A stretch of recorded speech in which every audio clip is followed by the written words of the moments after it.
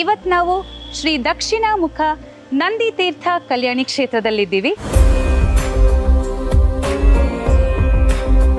97ನೇ ಇಸ್ವಿಯವರೆಗೂ ಮುಚ್ಚಿಕೊಂಡು ಹೋಗಿತ್ತು ದೇವಸ್ಥಾನ.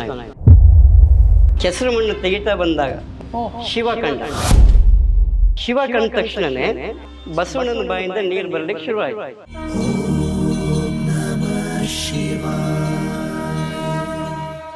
ಈ ಬಸವಣ್ಣನ ಬಾಯಿಲಿ ಏನು ಬರ್ತದೆ, ಪರಿಶುದ್ಧವಾದ ಜಲ ಅಂತ. ಸ್ವಾಮಿ BP ಇತ್ತು, ಮೈ ತೊನ್ನಿತ್ತು, ಅದೆಲ್ಲ ಪರಿಹಾರ ಆಗಿದೆ ನಮಗೆ ಅಂತ ಅವರವರಾಗೆ ಬಂದು ಹೇಳುವಂಥದ್ದು.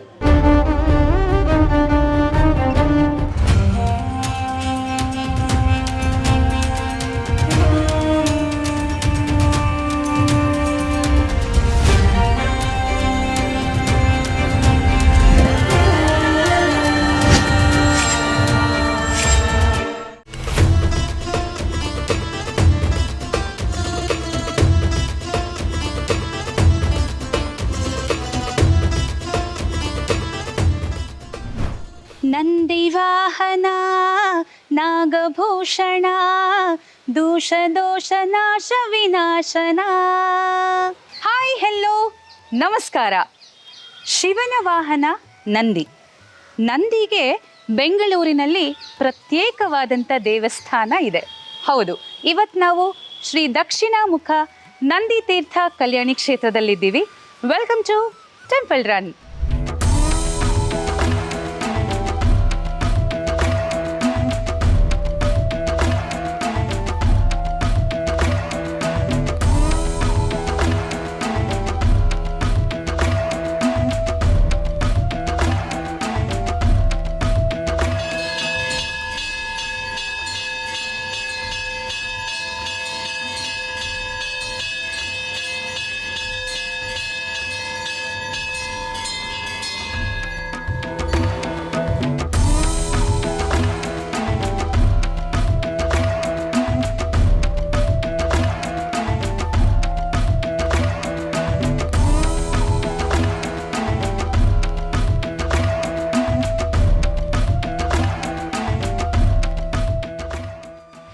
ಎಂಥ ವಿಶೇಷವಾದಂಥ ದೇವಸ್ಥಾನ ಅಂದರೆ ಇದು. ನೋಡಿ, ನಂದಿ ಬಾಯಲ್ಲಿ ಸದಾ ಈ ಥರ ನೀರು ಬರ್ತಾನೆ ಇರುತ್ತೆ.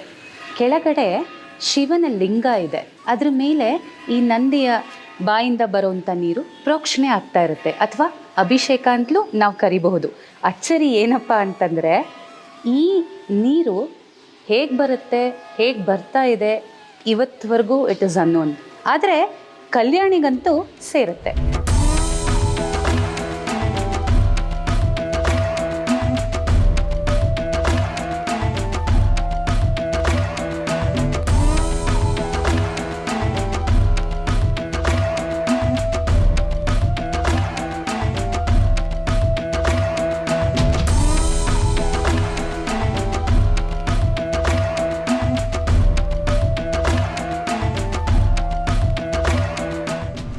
ಇಂಥ ಒಂದು ಪುಣ್ಯಕ್ಷೇತ್ರ, ಇಲ್ಲಿನ ಅದ್ಭುತವಾದಂಥ ಮಾಹಿತಿಯನ್ನು ಇನ್ನೂ ಹೆಚ್ಚಿಗೆ ನೀಡಲಿಕ್ಕೆ ಅಂತ ಇವತ್ತು ನಮ್ಮ ಜೊತೆ ಇದ್ದಾರೆ ಇಲ್ಲಿನ ಪ್ರಧಾನ ಅರ್ಚಕರಾದಂಥ ಶ್ರೀಯುತ ರವಿಶಂಕರ್ ಭಟ್ಟ ಅವರು. ಆಚಾರ್ಯ ನಮಸ್ಕಾರ. ನಮಸ್ಕಾರ. ಇಂಥ ಒಂದು ಕಲ್ಯಾಣಿ ಅಂದರೆ ಇದಕ್ಕೆ ಒಂದು ದೊಡ್ಡ ಹಿಸ್ಟ್ರಿನೇ ಇದೆ. ಇವತ್ತಿಗೂ ಈ ನೀರು ಹೇಗೆ ಶುರುವಾಗಿದ್ದು ಅಥವಾ ಹೇಗೆ ಬರ್ತಾ ಇದೆ, ಯಾಕಂದರೆ ಇದು 365 ಡೇಸ್ ಹೀಗೆ ನಿರಂತರವಾಗಿ ಹರಿಯತ್ತೆ ಅನ್ನೋದು ನಾವು ಕೇಳಿದ್ದೀವಿ, ಓದಿದ್ದೀವಿ. ಸೊ ಇದ್ರ ಪ್ರಕಾರ ಕೇಳಬೇಕು ಅಂತಂದರೆ, ಈ ಶಿವ ಅಥವಾ ಈ ನಂದಿ ಅಂತ ನಾವೇನು ಕರಿತೀವಿ, ಹೇಗೆ ಉದ್ಭವ ಯಾವಾಗಾಗಿದ್ದು ಅಥವಾ ಸ್ಥಾಪನೆ ಆಗಿದ್ದ? ಈ ದೇವಸ್ಥಾನ 97ನೇ ಇಸ್ವಿಯವರೆಗೂ ಮುಚ್ಚಿಕೊಂಡು ಹೋಗಿತ್ತು ದೇವಸ್ಥಾನ. ಇದು ನಾವು ಕೂತಿದ್ದೀವಲ್ಲ, ಇಲ್ಲಿವರೆಗೆ ಕೆಸರು ಮಣ್ಣಲ್ಲಿ ತುಂಬೋಗಿತ್ತು. ಅಂದರೆ ಫುಲ್ ಕಂಪ್ಲೀಟ್ ಆಗಿ ಮುಚ್ಚೋಗಿತ್ತು. ನಂದಿ ಮಾತ್ರ ಕಾಣ್ತಾ ಇತ್ತು. ಇಲ್ಲಿ ಹೊರಗಡೆ 1 ಎಕರೆ ಜಾಗ ಇರೋದು. ಇದು ಬಾಳೆ ಗಿಡ, ಹೂವಿನ ಗಿಡ ಹಾಕ್ಕೊಂಡು ಒಬ್ಬ ಪಾರ್ಟಿ ವಾಸವಾಗಿದ್ದ ಇಲ್ಲಿ. ಅವರು ಏನಾಯಿತು, ಈ 97ನೇ ಇಸ್ವಿಯಲ್ಲಿ ಈ ಜಾಗ ಸೇಲ್ ಆಯಿತು. ಹೆಚ್ಚು ಕಮ್ಮಿ ಬಾಂಬೆ ಕಡೆಯವರಿಗೆ ಈ ಜಾಗವನ್ನು ಸೇಲ್ ಮಾಡಿದ್ರು. ಇದು ನಮ್ಮ BK ಶಿವರಾಮು ಮತ್ತು ಹರಿಪ್ರಸಾದಿಗೆ ವಿಷಯ ಗೊತ್ತಾಗಿ ಈ ಕಾಡು ಮಲ್ಲೇಶ್ವರದ ಗೆಳೆಯರ ಬಳಗದವ್ರನ್ನೆಲ್ಲ ಒಟ್ಟಾಕಿ, ಹಾಗೆ ಈ ಏರಿಯಾದ ನಾಗರಿಕರನ್ನೆಲ್ಲ ಒಟ್ಟಾಕಿ ಉಗ್ರವಾಗಿ ಹೋರಾಟ ಮಾಡಿ ಅವನು ತಗೊಂಡವನು ಹಾಗೆ ಓಡಿಸ್ಬಿಟ್ರು. ಓಡಿಸಿದ ಮೇಲೆ ಏನೋ ವಿಶೇಷ ಇರಬೇಕಿಲ್ಲಿ ಅಂಥೇಳಿ ಕೆಸರು ಮಣ್ಣು ತೆಗಿತಾ ಬಂದಾಗ ಒಂದು 65-76 ಕೆಸರು ಮಣ್ಣು ತೆಗೆಯೋ ಹೊತ್ತಿಗೆ ಓ ಶಿವ ಕಂಡ. ಅಬ್ಬಾ ಶಿವ ಕಂಡ ತಕ್ಷಣವೇ ಬಸವಣ್ಣನ ಬಾಯಿಂದ ನೀರು ಬರಲಿಕ್ಕೆ ಶುರುವಾಯಿತು. ಓ ಅಂದ್ರೆ ಶಿವ ಕಾಣಿಸ್ತಿದ್ದ ಹಾಗೆ ಅದು ಹಾಗೆ ಬರ್ತಾ ಇತ್ತು, ಏನೋ ಗೊತ್ತಾಗ್ತಾ ಇದೆ, ಯಾರು ಒಳಗೆ ಬರೋಕ್ಕೆ ಅವಕಾಶ ಇಲ್ವಲ್ಲ. ಹೌದು. ಹಾಗಾಗಿ ಏನಾಯಿತು, ಯಾವಾಗ ಬಸವಣ್ಣನ ಕ್ಲೀನ್ ಮಾಡಿದ್ರು ಆವಾಗ ನೀರು ಬರಲಿಕ್ಕೆ ಶುರುವಾಯಿತು. ಆ ನೀರು ಬಂದಿದ್ದು ಏನಾಯಿತು ಅಂತ ಶಿವನಿಗೆ ಅಭಿಷೇಕ ಆಗುತ್ತೆ.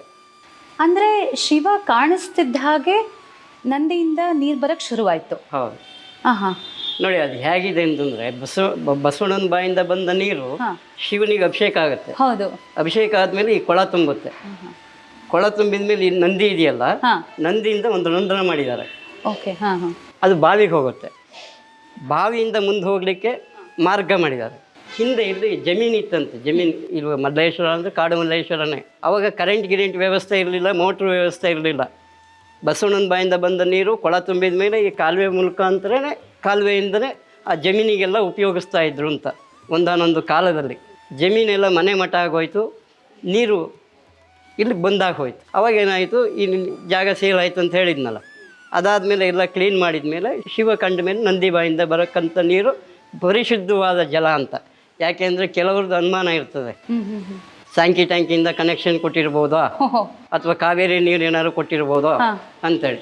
ಅದಕ್ಕೆ ಸ್ಯಾಂಕಿ ಟ್ಯಾಂಕಿ ನೀರು, ಈ ಕೊಳದ ನೀರು, ನಂದಿ ಬಾಯಲ್ಲಿ ಬರ್ತಕ್ಕಂಥ ನೀರು, ಹೊರಗಡೆ ಬಾವಿ ಇದೆಯಲ್ಲ ಆ ನೀರು, ಇದನ್ನೆಲ್ಲ ನಾವು ಪರೀಕ್ಷೆ ಕೊಟ್ಟಾಗ ಒಂದೊಂದು ರಿಸಲ್ಟ್ ಬಂತು. ಈ ಕಲ್ಯಾಣಿ ನೀರನ್ನು ಕುದಿಸಿ ಕುಡಿಬಹುದು ಅಂತ ಆಯಿತು. ಸ್ಯಾಂಕಿ ಟ್ಯಾಂಕಿ ನೀರು ಕುಡಿಲೇಬಾರ್ದು ಅಂತ ಆಯಿತು. ಅಯ್ಯೋ. ಹಾಂ, ಈ ಬಸವಣ್ಣನ ಬಾಯಲ್ಲಿ ಏನು ಬರ್ತದೆ, ನಾವೆಲ್ಲ ಹೇಳ್ತೀವಿ ಮಿನರಲ್ ವಾಟರ್ ಅಂತ ಹೇಳ್ತೀವಲ್ಲ, ಅದಕ್ಕಿಂತನೂ ಪರಿಶುದ್ಧವಾದ ಜಲ ಅನ್ನೋಕ್ಕೂ ಒಂದು ಪೈಪ್ ಹಾಕಿಬಿಟ್ಟಿದ್ದೀವಿ. ಬಂದವರು ಎಷ್ಟು ಬೇಕಾದ್ರೂ ತೆಗೆದುಕೊಂಡು ಹೋಗಲಿ ಅಂತ. ಬಂದವ್ರದ್ದೆಲ್ಲ ಒಂದೊಂದು ರಿಸಲ್ಟ್ಗಳು. ಸ್ವಾಮಿ BP ಇತ್ತು, ಮೈ ತೊನ್ನಿತ್ತು, ಅದೆಲ್ಲ ಪರಿಹಾರ ಆಗಿದೆ ನಮಗೆ ಅಂತ ಅವರವರಾಗೆ ಬಂದು ಹೇಳುವಂಥದ್ದು. ಹಾಗಾಗಿ ನಾವು ತೀರ್ಥವನ್ನು ಕೊಡ್ತೀವಿ, ಅವರು ಬಾಟ್ಲಿಗಳಲ್ಲಿ ತಂದು ತಗೊಂಡು ಮನೆಗೆಲ್ಲ ಪ್ರೋಕ್ಷಣೆ ಮಾಡಿ ಈ ತೊಟ್ಲು ಶಾಸ್ತ್ರ ಇದೆಲ್ಲ ಮಾಡ್ತಾರೆ. ಮಕ್ಕಳಿಗೆ ನಾಮಕರಣ ಅದಕ್ಕೆಲ್ಲ ಈ ನೀರನ್ನು ಉಪಯೋಗಿಸ್ತಾರೆ. ಅಷ್ಟು ಪವಿತ್ರವಾದಲ್ವಾ ಇದು? ಈತನಿಗೆ ಸಲ್ಲುವಂಥ ವಿಶೇಷವಾದಂಥ ಉತ್ಸವಗಳು ಇಲ್ಲಿ ಏನಾಗುತ್ತೆ ಅಂದರೆ, ಇಲ್ಲಿ ಗಂಗಮ್ಮನ ದೇವಸ್ಥಾನ ಇದೆ, ಅಲ್ಲೂ ಉತ್ಸವಗಳು ನಡೆಯುತ್ತೆ. ಪಕ್ಕದಲ್ಲಿ ನರಸಿಂಹಸ್ವಾಮಿ ದೇವಸ್ಥಾನ ಇದೆ, ಅಲ್ಲೂ ಉತ್ಸವಗಳೆಲ್ಲ ನಡೆಯುತ್ತೆ. ಕಾಡು ಮಲ್ಲೇಶ್ವರ ವಿಶೇಷ, ಅದು ಹೇಳುವಂಥದ್ದಲ್ಲ. ಅಂತಹ ವಿಶೇಷವಾದ ದೇವಸ್ಥಾನಗಳಲ್ಲಿ ಎಲ್ಲ ಉತ್ಸವಗಳೇ ಮಾಡಿದರೆ ಹೇಗೆ ಅಂತ. ಯಾಕೆಂತಂದರೆ ಉತ್ಸವ ಮಾಡಬೇಕಾದ್ರೂ ಒಂದು ವಾಸ್ತು ಪ್ರಕಾರ ಮಾಡಬೇಕು ಅಂತಿರುತ್ತೆ. ಒಂದು ವಿಮಾನ ಗೋಪುರ ಅಂತಿರುತ್ತೆ, ಆಮೇಲೆ ಅದು ಬಿಟ್ಟು ರಾಜಗೋಪುರ ಅಂತಿರುತ್ತೆ. ಅದಕ್ಕೆ ಇದೆಲ್ಲ ಬೇಡ, ಇಲ್ಲಿ ಒಂದು ಬಸವಣ್ಣನ ಇಟ್ಟುಬಿಡುವ. ಎಲ್ಲ ದೇವಸ್ಥಾನದಲ್ಲೂ ಉತ್ಸವಗಳಾಗ್ತದೆ, ಅದನ್ನು ನೋಡಿ ನಾವು ಆನಂದ ಪಡೋಣ. ಇಲ್ಲಿ ಬಂದು ಒಂದು 10 ನಿಮಿಷ ಧ್ಯಾನ ಕೂತ್ಕೊಳ್ಳಿ, ಧ್ಯಾನಕ್ಕೆ ಯೋಗ್ಯವಾದ ಸ್ಥಳ ಅಂತ. ನೀವು ಈ ದೇವಸ್ಥಾನಕ್ಕೆ ಬಂದ್ರಿ ಅಂತಂದರೆ ಯಾವುದೋ ಹಳ್ಳಿ ಕಡೆ ಬಂದಂಗಿದೆ. ತುಂಬ ಚೆನ್ನಾಗಿ ಅನ್ಸುತ್ತೆ, ವಾತಾವರಣಗಳೆಲ್ಲ ತುಂಬ ಚೆನ್ನಾಗಿದೆ. ಅದಕ್ಕೆ ಉತ್ಸವಗಳು ಮಾಡಿ ಅದೆಲ್ಲ ಮಾಡೋದಕ್ಕಿಂತ ಆರಾಮಾಗಿ ಕೂತ್ಕೊಂಡು ದೇವ್ರ ದರ್ಶನ ಮಾಡಿಕೊಂಡು ತೀರ್ಥ ಕುಡ್ಕೊಂಡು ಹೋಗ್ಲಿ ಅಂತ. ತೀರ್ಥವೇ ಇಲ್ಲಿ ಪ್ರಸಾದ. ಹೌದು, ವಿಶೇಷ ಇಲ್ಲಿ.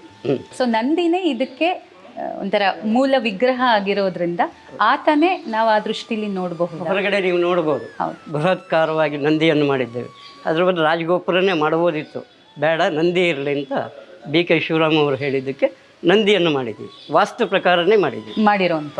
ನಂದಿಗೆ ನಡೆಯುವಂಥ ವಿಶೇಷವಾದಂಥ ಪೂಜೆಗಳು ಏನಂತಂದರೆ, ಪ್ರತಿ ಗುರುವಾರ ದಕ್ಷಿಣಾಮೂರ್ತಿ, ಶಿವ ದಕ್ಷಿಣ ಮುಖವಾಗಿದ್ದಾನೆ, ಪಾರ್ವತಿ ಇಲ್ಲ. ಹಾಗಾಗಿ ಇವನೇ ದಕ್ಷಿಣಾಮೂರ್ತಿ, ದಕ್ಷಿಣ ಮುಖವಾಗಿದ್ದಾನೆ. ನಂದಿಯು ದಕ್ಷಿಣ ಮುಖವಾಗಿದೆ ಅಲ್ವಾ? ಯಾವಾಗಲೂ ಶಿವನ ಮುಂದೆ ನಂದಿ ಇರುವಂಥವನು. ಇದು ವಿಶೇಷವಾಗಿ ನಂದಿ ತಲೆ ಮೇಲೆ ಕೂರಿಸ್ಕೊಂಡು, ಏನಂತಂದರೆ ಶಿವ ಅಭಿಷೇಕ ಪ್ರಿಯ, ನಂದಿಯಿಂದ ಮಾಡಿಸ್ಕೊತಾ ಇದ್ದಾನೆ ಅಂದರೆ ಭಾರಿ ವಿಶೇಷತೆ. ಹಾಗಾಗಿ ದಕ್ಷಿಣ ಮುಖವಾಗಿರೋದ್ರಿಂದ ಪ್ರತಿ ಗುರುವಾರ ಸ್ವಾಮಿಗೆ ಸಂಜೆ ಅಭಿಷೇಕ ಮಾಡಿ ದಕ್ಷಿಣಾಮೂರ್ತಿ ದಾರ ಅಂತ, ಕೆಲವರು ಒಂದೊಂದು ಸಂಕಲ್ಪ ಮಾಡ್ಕೊಂಡಿರ್ತಾರೆ, ಅದಕ್ಕೆ ಒಂದು ದಾರ ಕಟ್ತೀವಿ, ದಕ್ಷಿಣಾಮೂರ್ತಿ ದಾರ ಅಂತ. ಕೆಲವರಿಗೆಲ್ಲ ತುಂಬ ಅನುಕೂಲಗಳಾಗಿದೆ. ಆಮೇಲೆ ಕಾರ್ತಿಕ ಮಾಸ ಶಿವನಿಗೆ ಪ್ರಿಯವಾಗಿದೆ. ಹೌದು, ಕಾರ್ತಿಕ ಮಾಸದಲ್ಲಿ 4 ಸೋಮವಾರವೂ ವಿಶೇಷವಾಗಿ ಪೂಜೆ ಆಗ್ತದೆ. ಅಭಿಷೇಕಗಳು, ಅಲಂಕಾರಗಳು, ದೀಪಾಲಂಕಾರ ಎಲ್ಲ ಆಗುತ್ತೆ. ಹಾಗೆ ಮಹಾಶಿವರಾತ್ರಿ ಹೇಳೋದೇ ಬೇಡ ಅಲ್ವಾ? ಹಾಗಾಗಿ ಶಿವರಾತ್ರಿಯ ದಿನ ಏನಿಲ್ಲ ಅಂದರೆ ಲಕ್ಷಾಂತರ ಜನ ದರ್ಶನ ಮಾಡ್ಕೊಂಡು ಹೋಗ್ತಾರೆ. ಹಾಗೆ ಶಿವದೀಪ, ವಿಷ್ಣು ದೀಪ ಅಂತ ಬರ್ತದೆ ವರ್ಷದಲ್ಲಿ. ವಿಷ್ಣು ದೀಪ ಪೌರ್ಣಮಿಗೆ ಬರ್ತದೆ, ಕಾರ್ತಿಕ್ ಮಾಸ ಆಗಿ ಒಂದು ಪೌರ್ಣಮಿಗೆ. ಶಿವ ದಿವಸ ಮಾರನೇ ದಿನ ಬರ್ತದೆ. ಅವತ್ತಿನ ದಿನ ನೀವು ಕೇಳಿರ್ಬೋದು, ಕೆಲವು ಕಡೆ ಮಾತ್ರ ಅನ್ನಾಭಿಷೇಕ ಮಾಡ್ತೀವಿ. ಹೌದು, 108 kg ಅನ್ನಾಭಿಷೇಕ ಮಾಡ್ತೀವಿ. ಅದನ್ನು ನೋಡಲಿಕ್ಕೆ ಒಂದು ಆನಂದ. ಸೊ ಇಲ್ಲಿನ ವಿಶೇಷವಾದಂಥ ಉತ್ಸವಗಳಿವು. ಈಗ ಈ ನಂದಿ ವಿಗ್ರಹ ಮತ್ತು ಶಿವನ ವಿಗ್ರಹ ಇಬ್ಬರೂ ಕೂಡ ಒಟ್ಟಿಗೆ ಇದ್ದಾರೆ. ಸೊ ಇದು ಎಷ್ಟು ಹಳೆಯ ವಿಗ್ರಹಗಳು ಮತ್ತು ಇದಕ್ಕೆ ದಾಖಲೆಗಳು, ಪುರಾವೆಗಳು ಏನಾದರೂ ಇದೆಯಾ? ಇದ್ರ ಬಗ್ಗೆ ಮಾಹಿತಿಯನ್ನೆಲ್ಲ ಧ್ವಂಸ ಮಾಡಿ ಇದನ್ನು ವ್ಯಾಪಾರ ಮಾಡಿದ್ದಾರೆ. ಅಯ್ಯಯ್ಯೋ ಅಲ್ವಾ? ಹಾಗಿರ್ಬೇಕಾದ್ರೆ ನಾವು ಎಲ್ಲ ಕಡೆನೂ ಹುಡುಕಿದಾಗ ಎಲ್ಲೂ ಸಿಕ್ಕಿಲ್ಲ. ಹಾಂ, ಯಾರು ಕಟ್ಟಿದ್ದಾರೆ, ಯಾವಾಗ ಕಟ್ಟಿದ್ದಾರೆ, ಏನು ಗೊತ್ತಾಗಿಲ್ಲ. ಕಾಡುಮಲ್ಲೇಶ್ವರ ದೇವಸ್ಥಾನಕ್ಕೆ ಇಲ್ಲಿಂದ ನೀರು ತಗೊಂಡು ಹೋಗ್ತಾ ಇದ್ರು ಅಂತ. ಅವಾಗೆಲ್ಲ ಎಲ್ಲಿ ಬಾವಿಗಳೇ ನೀರು, ಇಲ್ಲಿಂದ ನೀರು ತಗೊಂಡೋಗಿ ಅಲ್ಲಿ ಅಭಿಷೇಕ ಮಾಡ್ತಾ ಇದ್ರು ಅಂತ ಹೇಳ್ತಾ ಇದ್ರು. ಯಾವ ಸಮಯದಲ್ಲಿ ಇದಾಗಿದೆ ಏನು ಅಂತ ಮಾಹಿತಿ ನಮ್ಗೆ ಗೊತ್ತಿಲ್ಲ. ಈ ದೇವಸ್ಥಾನ ಪ್ರಾರಂಭದಿಂದಲೂ ತಾವೇ ಪೂಜೆ ಮಾಡ್ಕೊಂಡು ಬಂದಿರೋವಂಥದ್ದು. ಅವಾಗೂ ಇವಾಗೂ ಏನೇನು ಚೇಂಜಸ್ ತಾವು ನೋಡ್ತಾ ಇದ್ದೀರಾ ಅರ್ಚಕರೇ? ಅವಾಗ ವಿಶೇಷವಾಗಿ ಏನಾಗ್ತಾ ಇತ್ತು ಅಂತಂದರೆ, ಪೂಜೆಗೆ ಲೆಕ್ಕಕ್ಕೆ ಮಾತ್ರ ಜನಗಳು, ಇಲ್ಲಿ ಏರಿಯಾದ ಭಕ್ತಾದಿಗಳು ಅವರು ಇವರು. ಸೋಮವಾರ ಶಿವನ ಪೂಜೆ ಮಾಡೋಣ, ಗುರುವಾರ ದಕ್ಷಿಣಾಮೂರ್ತಿ ಪೂಜೆ ಮಾಡೋಣ ಅಂತ ಬರ್ತಾಯಿದ್ರೆ ಹೊರತು ಹೊರಗಡೆಯಿಂದ ಎಲ್ಲ ಬರ್ತಾ ಇರಲಿಲ್ಲ. ಈ ಮಾಧ್ಯಮದವರೆಲ್ಲ ಸೇರಿ ಇಂಥ ದೇವಸ್ಥಾನ ಹಿಂಗಿದೆ ಅಂತೆಲ್ಲ ಹೇಳಿ ಇದಾಗಿ ಆ ತೀರ್ಥದ ಔಷಧಿಯನ್ನು ನೋಡಿ ಜನಗಳು ಬರಲಿಕ್ಕೆ ಶುರುವಾಗಿದ್ದಾರೆ. 1/10 ಅಂತಲ್ಲ, 100 ಜನ ಜಾಸ್ತಿ ಆಗಿದ್ದಾರೆ. ಈ ದೇವಸ್ಥಾನದಲ್ಲಿ ಪೂಜೆ ಸಮಯ ಬೆಳಗ್ಗೆ ಎಷ್ಟೊತ್ತಿಗೆ ಪ್ರಾರಂಭ ಆಗುತ್ತೆ ಮತ್ತು ಸಂಜೆ ಎಷ್ಟೊತ್ತಿಗೆ ಪ್ರಾರಂಭ? ಟೈಮಿಂಗ್ಸ್ ಇರೋದು ಬೆಳಗ್ಗೆ 7ರಿಂದ 12, ಸಂಜೆ 5ರಿಂದ 8:30 ವಿಶೇಷವಾಗಿ ನಡೆಯುವಂಥದ್ದು. ಜನಗಳು ಬರ್ತಾ ಇದ್ರೆ ಓಪನ್ ಆಗಿರುತ್ತೆ. ಅವರಿಗೆ ಭಕ್ತಾದಿಗಳಿಗೆ ದೇವಸ್ಥಾನ ಅಲ್ವಾ? ಹಾಗೆ ಹೇಳಬೇಕು ಅಂತಂದರೆ ಈ ದೇವಸ್ಥಾನ ಜೀರ್ಣೋದ್ಧಾರ ಆಗಿದ್ದು ಭಕ್ತಾದಿಗಳಿಂದಲೇ ಅಂತ ನಾವು ತಿಳ್ಕೊಬೋದಲ್ವಾ? ಹಾಗಿದ್ದಲ್ಲಿ ಇಲ್ಲಿ ಬರುವಂಥ ಹೆಚ್ಚಿನ ಸಂಖ್ಯೆಯಲ್ಲಿ ಬರುವಂಥ ಭಕ್ತಾದಿಗಳಿಗೆ ಹೆಚ್ಚಿಗೆ ಏನು ಹೇಳೋಕ್ಕೆ ಇಷ್ಟಪಡ್ತೀರ? ನೋಡಿ, ಗಂಗಮ್ಮನ ದೇವಸ್ಥಾನ ಬರಲಿಕ್ಕೆ, ಕಾಡುಮಲ್ಲೇಶ್ವರ ದೇವಸ್ಥಾನ ಅಷ್ಟು ಚೆನ್ನಾಗಾಗಲಿಕ್ಕೆ BK ಶಿವರಾಮ್ ಅವರು ಮತ್ತು ಕಾಡುಮಲ್ಲೇಶ್ವರದ ಗೆಳೆಯರ ಬಳಗದವರು ಇವರೆಲ್ಲ ಸತತವಾಗಿ ಹೋರಾಟ ಮಾಡಿದ್ರಿಂದ ಏನಾಗ್ತದೆ ಅಂತಂದರೆ ದೇವಸ್ಥಾನ ಚೆನ್ನಾಗಿದೆ. ಎಲ್ಲ ದೇವಸ್ಥಾನಗಳು ಚೆನ್ನಾಗಿದ್ದಾವೆ ಇಲ್ಲಿ. ಯಾಕೆಂದರೆ ಭಕ್ತಾದಿಗಳು ಈ ಒಂದೇ ದೇವಸ್ಥಾನಕ್ಕೆ ಅಂತಲ್ಲ, ಎಲ್ಲ ದೇವಸ್ಥಾನಕ್ಕೂ ಬಂದು ಅವರವರ ಸಂಕಲ್ಪವನ್ನು ಮಾಡ್ಕೊಂಡು ಹೋಗಿ ಪುನಃ ಬಂದವು. ನಮಗೆ ನಮ್ಮ ಕೆಲಸಗಳೆಲ್ಲ ಇರ್ತು, ಇದು ಇಂಥ ಪವಿತ್ರವಾದ ಸ್ಥಳ ನಾವು ಇದೆಲ್ಲಿ ಹುಡುಕಿದ್ರೂ ಸಿಕ್ಕಲ್ಲ ಅಂತೆಲ್ಲ ಭಕ್ತಾದಿಗಳೇ ಹೇಳೋದ್ರಿಂದ ನಮಗೂ ಒಂದು ಒಳ್ಳೆ ಖುಷಿ ಆಗ್ತದೆ. ಅವರಿಂದನೇ ಜೀರ್ಣೋದ್ಧಾರ ಅಂತಲೂ ಹೇಳ್ಬೋದು ಅಲ್ವಾ? ಇಂಥ ಪವಿತ್ರವಾದ ಕ್ಷೇತ್ರದ ಬಗ್ಗೆ ಇಷ್ಟೊತ್ತು ತುಂಬ ಅದ್ಭುತವಾದಂಥ ಮಾಹಿತಿಯನ್ನು ನಮಗೆ ತಿಳಿಸ್ಕೊಟ್ಟಿದ್ದೀರಾ. ನಮಸ್ಕಾರ ಸರ್. ನಮಸ್ತೆ.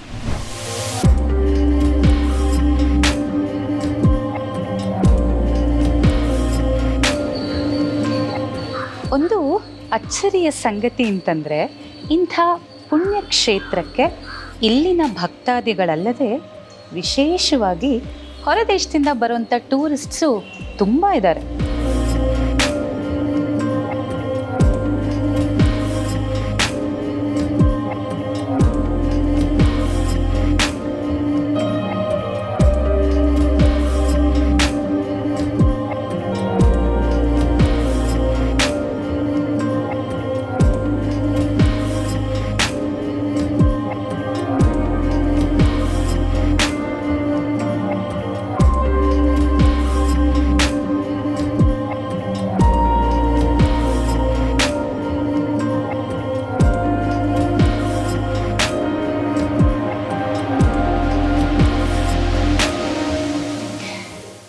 ಮಲ್ಲೇಶ್ವರಕ್ಕೆ ಬಂದಾಗ ಇಂಥ ಅಚ್ಚರಿಯಾದಂಥ ಜಾಗಕ್ಕೆ ತಪ್ಪದೆ ಭೇಟಿ ಕೊಡಿ ಅಂತ ಹೇಳ್ತಾ, ನಾನು ನಿಮ್ಮ ಕನ್ನಡದ ಹುಡುಗಿ ನಮಿತಾ ರಾವ್ ಹಾಗೂ ತೆರೆ ಹಿಂದೆ ವಿಕ್ರಮ್ ಸೂರಿ ಇವರು ಕೂಡ ಸೈನಿಂಗ್ ಆಫ್. ಆ್ಯಂಡ್ ನಮ್ಮ ನವನಿರ್ಮಿತಿ ಚಾನೆಲ್ನ ಲೈಕ್ ಮಾಡಿ, ಶೇರ್ ಮಾಡಿ, ಸಬ್ಸ್ಕ್ರೈಬ್ ಮಾಡಿ ಹಾಗೂ ಬೆಲ್ ಐಕಾನ್ನ ಕ್ಲಿಕ್ ಮಾಡಿ.